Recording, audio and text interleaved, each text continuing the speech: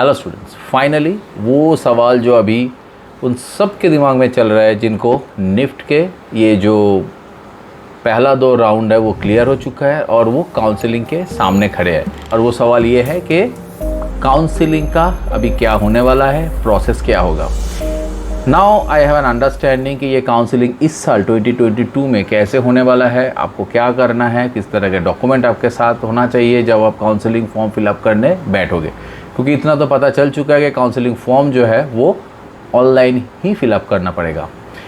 But उसके पहले जो बहुत इम्पोर्टेंट 2-3 चीज़ें बोलना चाहिए काउंसलिंग के रिलेटेड, वो मैं क्लियर करना चाहता हूँ, क्योंकि ये जो भी लगातार सवाल मेरे पास आ रहा है उससे मेरे को ये समझ में आ रहा है। पहली बात है कि ये जो काउंसलिंग है ये फ्री है। बहुत लोगों ने पूछा है कि पर्टिकुलर काउंसलिंग के क्या कॉस्ट है, ये है, बट कुछ नहीं है, this is completely free. Now second point है कि फिर कॉस्ट की बात क्या आ रहा है, क्यों आ रहा है। बात यह है कि काउंसलिंग का एक सेकेंड राउंड होता है जनरली, और वो सेकेंड राउंड जब होता है तब इसमें पेमेंट करके ये काउंसलिंग में आना पड़ता है। तब एक लास्ट ईयर भी शायद 5000 का ऐसे कुछ कॉस्ट था, ऐसे कॉस्ट होते रहते हैं।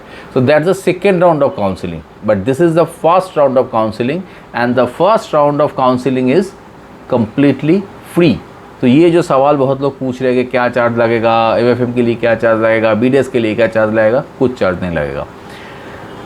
एंड सेकेंड थिंग, काउंसलिंग कोई टेस्ट नहीं है। काउंसलिंग एक ऐसा पड़ाव है जहाँ पे आपको अभी तक जो भी चीज़ें क्लेम किया है आपने, कि आपने 12th पास कर चुके हो या 12 अपियर हो, देन 10th पे आपको इतने मार्क्स मिला है, फिर आप इस कैटेगरी के हो, आपके पास कोई सर्टिफिकेट्स होगा, ईडब्ल्यूएस का हो, कुछ भी चीज़, इनकम प्रूफ की।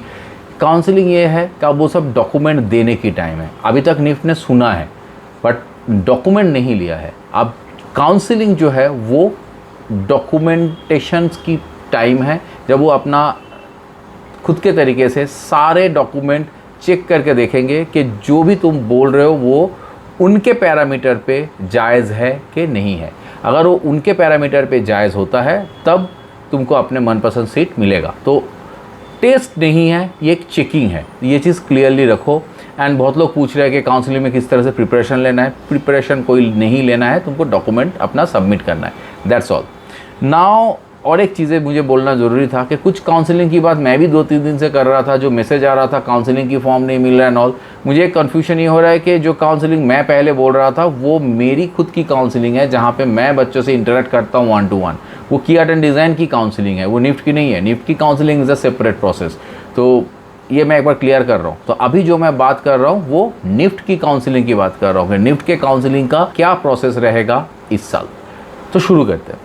पहली बात यह है कि अभी तक सारा एग्ज़ाम तुमने ऑनलाइन दिया है, तो ऑनलाइन की जो प्रोसेस है उस पर तुम वाकिफ़ हो कि इनका एक अपना यू कैन अप्लाई करके ऐप होगा जिसके थ्रू तुमको जाना पड़ेगा, फिर उसमें अपना ईमेल आईडी, पासवर्ड डालना पड़ेगा और तुम्हारे पास एसएमएस आ सकता है, मोबाइल नंबर होना चाहिए, these all you know.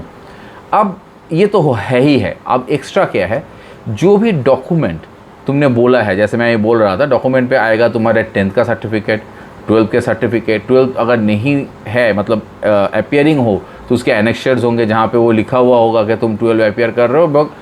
And जब ये क्लास स्टार्ट होगा बाय सितंबर, तुम उसको सबमिट कर दोगे, ये एनेक्शर। देन अगर तुम्हारे जो भी कास्ट सर्टिफिकेट है वो कास्ट सर्टिफिकेट, ईडब्ल्यूएस से हो तो तुम्हारे इनकम प्रूफ की सर्टिफिकेट, ये सारे जो डॉक्यूमेंट सबमिट करना होता है। एंड यस, एनआरआई जो है, तो एनआरआई का क्या होता है कि बहुत सारे एनआरआई रिलेटेड सर्टिफिकेट भी है, ये सब। तो तुम्हारे पास ये सर्टिफिकेट का एकदम सॉफ्ट कॉपी होना चाहिए, दिखाना नहीं है कभी ऑनलाइन केवाईसी की तरह ऐसे उठा के दिखाना नहीं है कहीं पे, अपलोड ही करना है। तो सबका क्लियर सॉफ्ट कॉपी रखना, ये मैं बोल रहा हूँ।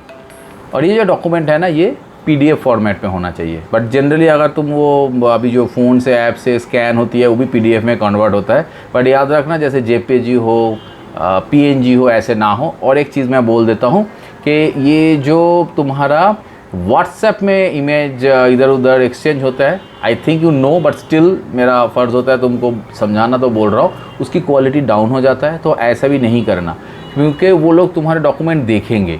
आप डॉक्यूमेंट पे चीज़ें अगर अनक्लियर है, वो खुद ही देख लो, सारा इन्फॉर्मेशन क्लियरली दिख रहा है कि नहीं दिख रहा है। अगर बहुत सारी चीज़ें अनक्लियर है, मुझे डाउट है कि कितना पेन वो लोग लेंगे कि इतने हज़ारों बच्चे के डिटेल्स पे देखना, उनको बोलना कि डॉक्यूमेंट अनक्लियर है, सो वो रिजेक्ट भी कर सकते हैं। तो दैट्स वाई मैं ये बोलूँगा जो डॉक्यूमेंट है क्लियरली उसको अरेंज करके रखना।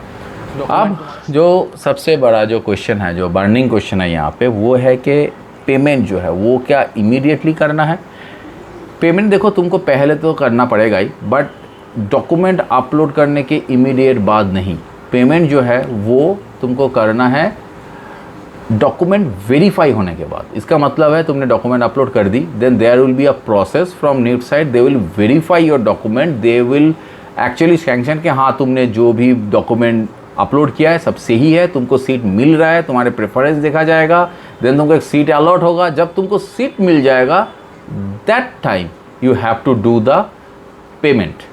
एंड पेमेंट जब करना है तब तुम 2-3 तरीके से पेमेंट कर सकते हो। एक है नेफ्ट ट्रांजैक्शन होगा, दूसरी जो है प्रोसेस वो है कि क्रेडिट कार्ड के थ्रू तुम पेमेंट कर सकते हो, एंड जो तीसरा प्रोसेस है वो है जो डेबिट कार्ड होता है, एटीएम कम डेबिट कार्ड, उसके थ्रू। मतलब किसी ना किसी तरीके से ऑनलाइन ट्रांजैक्शन होगा ही, and that you can do. And for the safer side मैं एक चीज़ बोलूँगा, ये जस्ट मेरा एक सजेशन है कि अगर जो भी पेमेंट करना है 2 लाख के आसपास, किसी का भी क्रेडिट कार्ड में ऐसे बैलेंस है तो वो ओपन रख के, मतलब बैलेंस को अनयूज रख के तुम क्रेडिट कार्ड में पेमेंट करके उसको ईएमआई कर सकते हो। ये मैं इसलिए बोल रहा हूँ कि क्योंकि मेरे पास बहुत क्वेश्चन आ रहा है कि सर मैं ईएमआई कर सकता हूँ कि नहीं, बट निफ्ट के तरफ से कोई ईएमआई का ऑप्शन नहीं है। मैक्सिमम से मैक्सिमम तुम क्रेडिट कार्ड में पेमेंट करके फिर क्रेडिट कार्ड को ईएमआई में कन्वर्ट कर सकते हो। जो भी क्रेडिट कार्ड यूज़ करते हो वो सबको पता होगा कि कैसे क्रेडिट कार्ड को ईएमआई में कन्वर्ट करें। So this is something was a very basic thing जो तुम अभी कर सकते हो for EMI conversion, and this all thing you required for the counselling process. Now अगर मैं काउंसिलिंग प्रोसेस को पूरा ऐसे करके समझाने की कोशिश करूं तो this will become very lengthy, and this video will go around 30-40 minutes के, उसके भी ऊपर आज अभी मेरे को नहीं पता है। So what I am doing कि काउंसिलिंग प्रोसेस का जो फर्स्ट हाफ इंफॉर्मेशन है इसको कंटिन्यू करते हैं सेकेंड हाफ में। सो till you will see this information, you will understand कि क्या क्या चाहिए। by that time I will come up with my second part जहाँ पे मैं काउंसलिंग के बारे में और डिटेल्स इंफॉर्मेशन देने वाला हूँ। so keep watching, I am coming up with my next video about counseling step by step so that it becomes easier for you to understand। बार बार तुमको इधर उधर भटकना ना पड़े और इतने सवाल ना करना पड़े, तुमको आसानी से समझ में आ जाए और ये प्रोसेस तुम्हारा कंप्लीट हो जाए।